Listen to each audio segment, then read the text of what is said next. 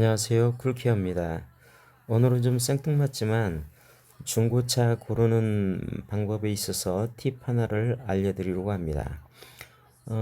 중고차를 고르실 때 여러 가지를 따져보고 고르시겠지만 어, 여러분들이 간과하기 쉬운 놓치기 쉬운 중요한 꿀팁 하나를 알려드리려고 해요. 저는 탁송 기사를 하면서 어, 이게 중고차 배송을 많이 해봤었어요.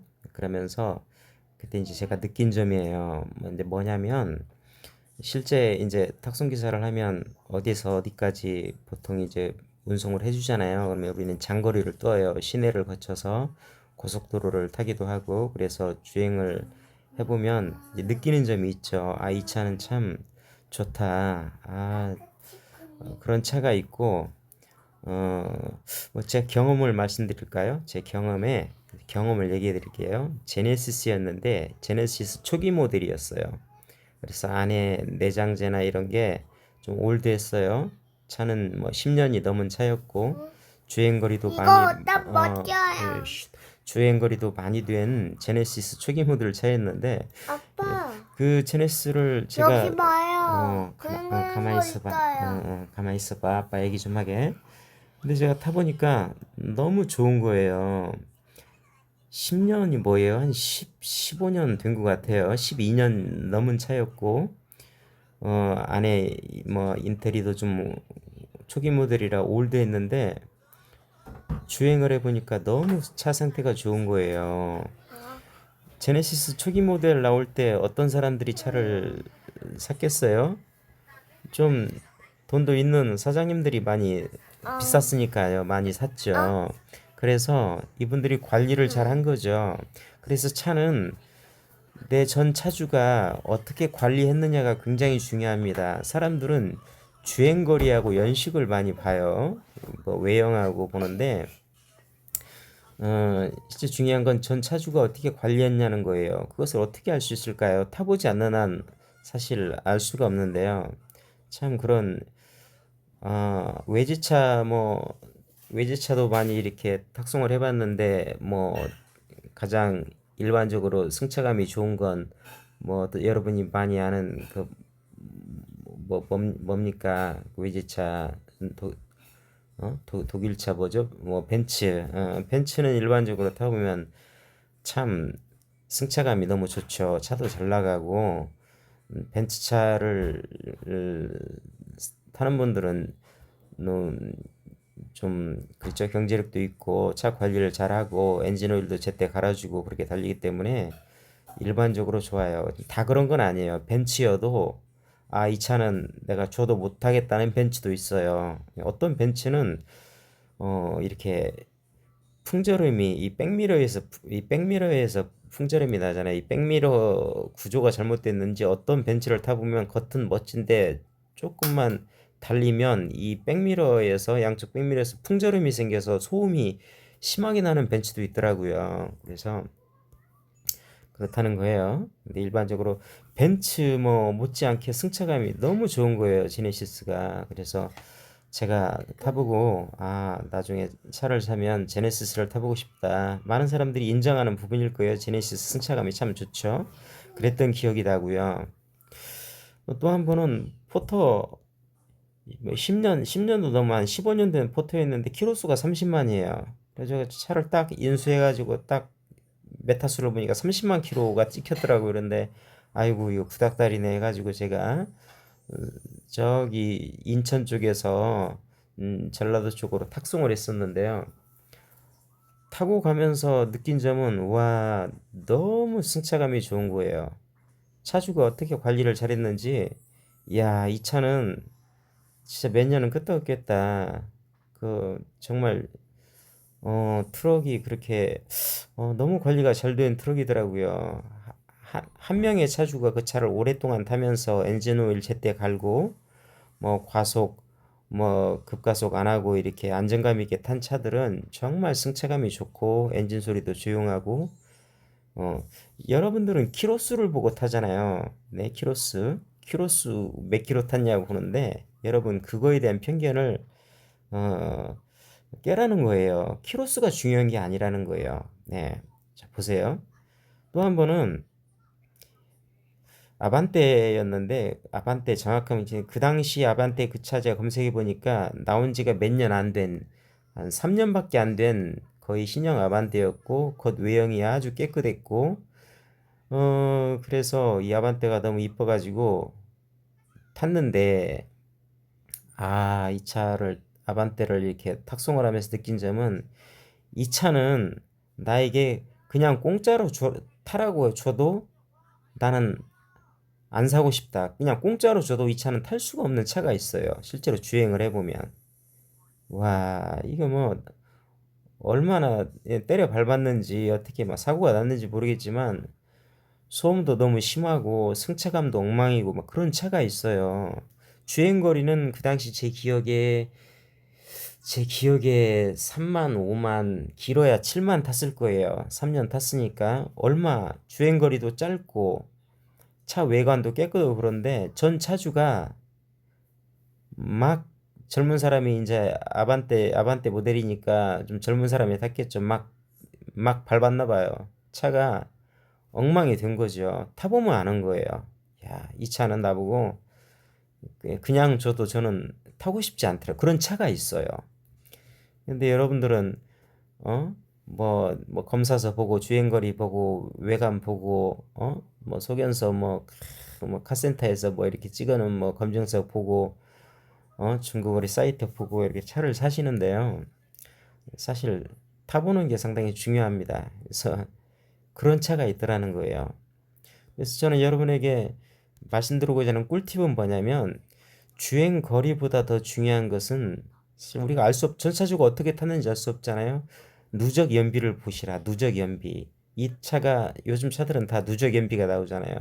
총 토탈 이 차는 12만 3,950호를 탔다고 나와 있네요. 예. 12만 4천 킬로를 탔는데 누적 연비가 얼마예요? 누적 연비가 예?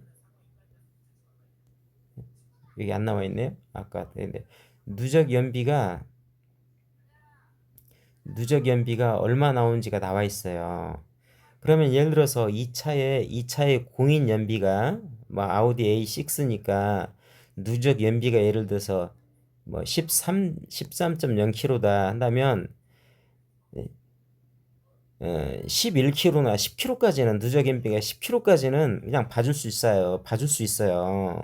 예, 사실 이 누적 연비도 좀 과하게 나온 게 있으니까. 하지만 누적 연비가 공인 연비가 13인데 8.0 누적 연비가 8.0km다라고 나왔다면 이 차는 전 차주가 막 과속을 많이 한 거죠. 막 세게 밟은 거예요. 150, 막 160, 180 세게 밟은 거예요.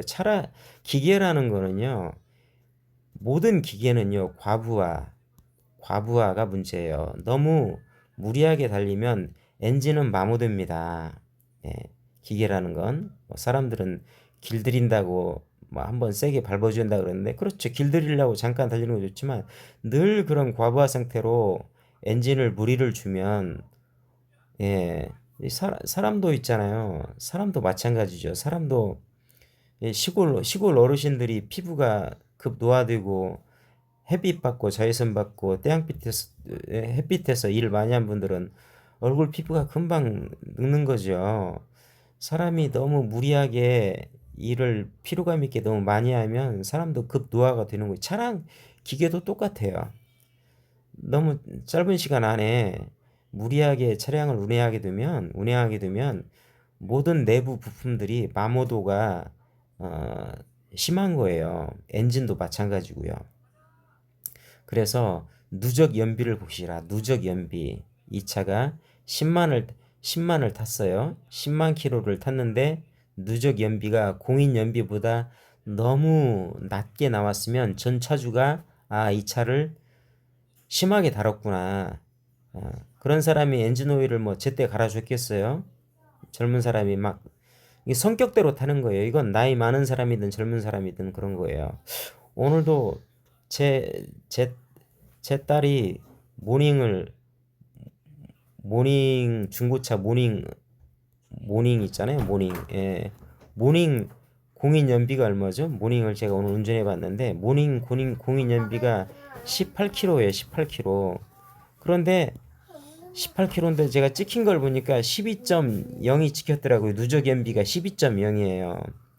그러니까 모닝이어도 전 차주가 뭐 나이 많은 어르신이 뭐 나이 많은 어르신이건 누구건 성격대로 차를 타는 거예요. 나이 많은 어르신이니까 차를 살살 몰았겠지. 그런 거 없어요. 사람은 자기 성격대로 운전을 합니다. 예. 누적 연비가 12이기 때문에 차를 심하게 쓴 거죠. 제가 아닌 게 타보니까 차 엔진 소리가 엔진 느낌이 별로인 거예요. 예. 그래서 딸한테 이건 한 2년 타고 팔아라. 그랬어요. 예. 고장날 시기가 빨리 다가오는 거죠. 예. 그래서 오늘 여러분들에게 말씀드리고 싶은 건 뭐냐. 중고차를 사실 때, 예, 중고차를 사실 때, 얼마를 달렸냐, 20만 달렸냐, 10만 달렸냐, 그것만 보지 마시고, 누적 연비를 보시라.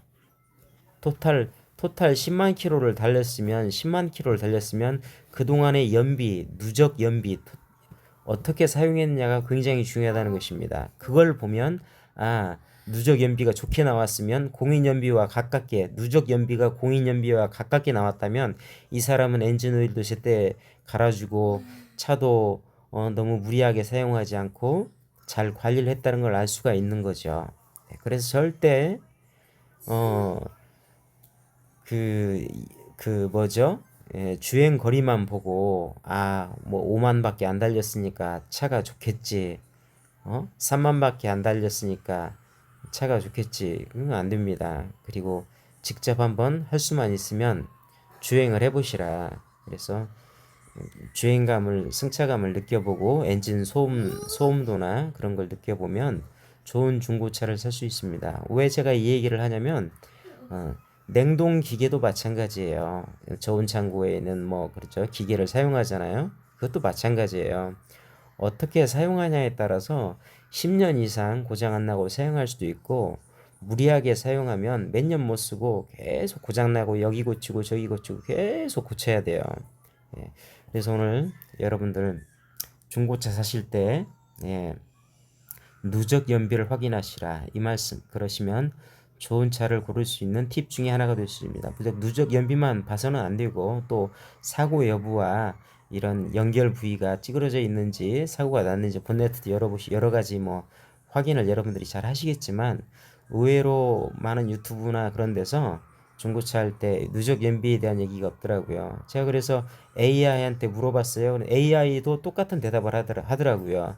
누적 연비를 확인한 것은 전 차주가 어떻게 관리하는지를 알 수 있다고 AI가 알려주더라고요. 그래서 제가 용기를 내서 여러분들에게 알려드립니다.